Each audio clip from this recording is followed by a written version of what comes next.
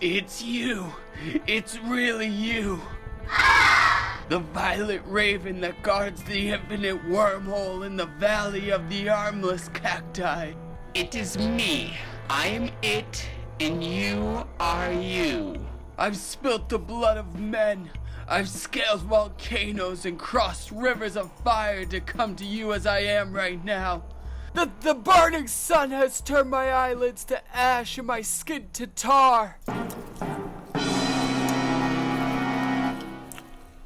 I've cremated my own soul for just a glimpse of you.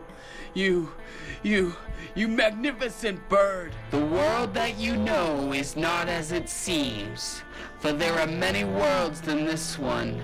Now look into my eyes, my real eyes, and take your place in the king's prison of madness. Prison? What? No!